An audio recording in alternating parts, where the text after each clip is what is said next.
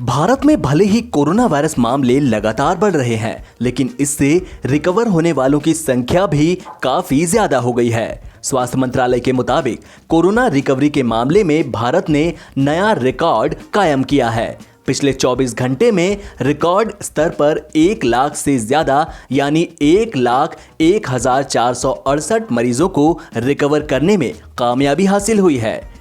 यह पहली बार है जब रिकवर मामलों की संख्या 1 लाख के पार हो गई। इसके साथ ही दुनिया भर में भारत सबसे ज्यादा कोरोना रिकवरी वाला देश बन गया है।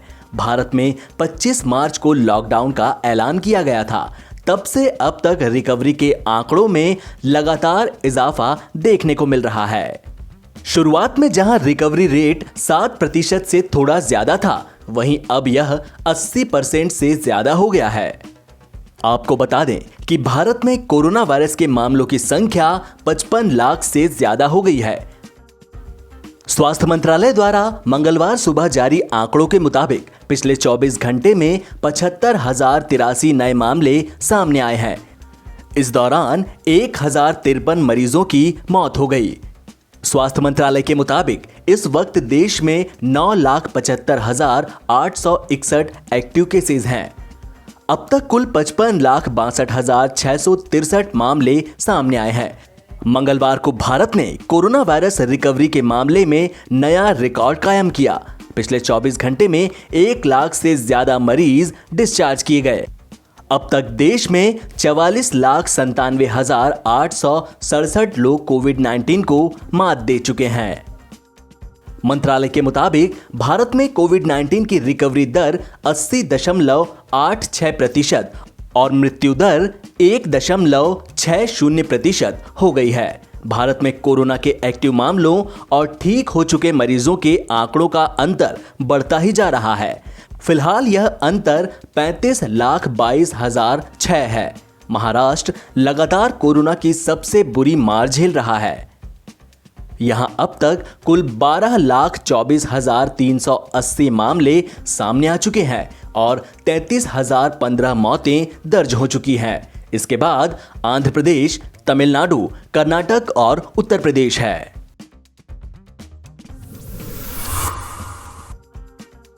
राजस्थान में बढ़ते कोरोना वायरस के खतरे के बीच प्रदेश सरकार भी लगातार नई रणनीतियां बना रही है ताकि कोरोना वायरस को हराने में मदद मिल सके। मुख्यमंत्री अशोक गहलोत ने प्रदेश में कोरोना वायरस संक्रमण की स्थिति के मद्देनजर ऑक्सीजन युक्त आईसीयू और वेंटिलेटर्स युक्त बेड की संख्या बढ़ाने के निर्देश दिए हैं। उन्होंने कहा कि राज्य सरकार संसाधनों का बेहतर प्रबंधन करके प्रदेश में कोरोना संक्रमण को रोकने में कोई कमी नहीं रखेगी। गहलोत ने यह फैसला सोमवार रात हुई कोविड-19 समीक्षा बैठक में लिया। हाल ही में राज्य में सीएम गहलोत के निर्देशों पर 2 बड़े फैसले किए गए हैं। मुख्यमंत्री अशोक गहलोत की पहल पर शुरू की गई हेल्पलाइन सेवा 181 के जरिए कोरोना मरीजों के लिए बड़ी राहत की कोशिश की जा रही है।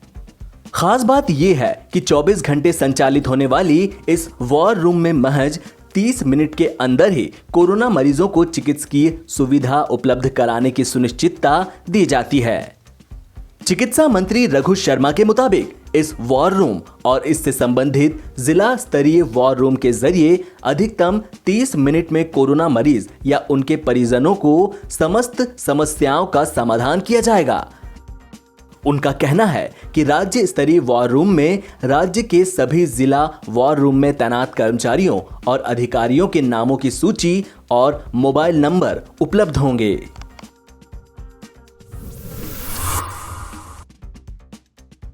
मध्य प्रदेश की शिवराज सरकार ने उपचुनाव से पहले बड़ा ऐलान किया है। अब एमपी में किसानों के खाते में सरकार अलग से हर साल 4,000 रुपए डालेगी। किसानों को अभी किसान सम्मान निधि के तहत केंद्र सरकार हर साल 6,000 रुपए देती है। अब 4,000 रुपए उन्हें और मिलेंगे। ऐसे में एमपी के किसानों को हर साल 10,000 रुपए मिलेंगे। सीएम शिवराज सिंह चौहान ने ऐलान किया है कि किसानों के लिए प्रथम चरण में मुख्यमंत्री किसान कल्याण योजना प्रारंभ की जा रही है। इस योजना के अंतर्गत पीएम सम्मान निधि के सभी पात्र हितग्राही किसान परिवारों को एक वित्तीय वर्ष में 2 किश्तों में कुल 4,000 रुपए भुगतान किए जाएंगे। सीएम ने कहा कि किसान का कल्याण मेरे जीवन का ध्येय है। इसके साथ ही शिवराज सिंह चौहान ने यह भी कहा कि हम किसानों के कल्याण के लिए कृत संकल्पित हैं। हमने शून्य बाजार दर पर ऋण की योजना को फिर से लागू किया है। किसान सम्मान निधि और बीमा योजना का पूरा हित लाभ दिया। खाद्यान्न उपार्जन कर 27,000 करोड़ से अधिक का भुगतान किया। हम साल 2022 तक किसानों की आय को 2 गुना करने में कोई कसर नहीं छोड़ेंगे। शिवराज सिंह चौहान ने यह भी कहा कि किसानों के समग्र विकास की दृष्टि से हमने ये फैसला किया है। इनके हित में जो योजनाएं चलाई जा रही हैं, जैसे RCB 4 के अंतर्गत राहत देना, पीएम किसान निधि, 0% ब्याज पर ऋण देना, प्रधानमंत्री फसल बीमा आदि सभी योजनाओं को एक पैकेज के रूप में समाहित करके लागू करेंगे। राज्यसभा सांसदों के निलंबन के मामले ने विपक्ष को मौका दे दिया है। पहले से कोरोना वायरस, अर्थव्यवस्था और कृषि बिलों को लेकर घिरी सरकार के लिए यह एक और चुनौती है। विपक्ष ने संसद के बहिष्कार की बात कही। दूसरी तरफ सरकार ने कहा है कि अगर निलंबित सांसद अपने व्यवहार के लिए माफी मांग लेंगे तो उनकी बहाली पर विचार हो सकता है। मंगलवार को सदस्यों का निलंबन वापस लेने की मांग करते हुए राज्यसभा में कांग्रेस के नेतृत्व में विपक्षी दलों ने वॉकआउट किया, जिसके बाद केंद्रीय मंत्री रविशंकर प्रसाद ने यह बात कही। केंद्रीय मंत्री ने कहा, हम निलंबन वापस लेने पर तभी विचार करेंगे जब निलंबित सदस्य राज्यसभा में अपने व्यवहार के लिए क्षमा मांगेंगे। हमें आशा थी कि कांग्रेस की ओर से विपक्षी सांसदों के ऐसे आचरण का विरोध होगा। उन्होंने ये भी कहा कि ये कैसी राजनीति है। एक ट्वीट विदेश से आता है और सांसद ऐसे व्यवहार करने लगते हैं।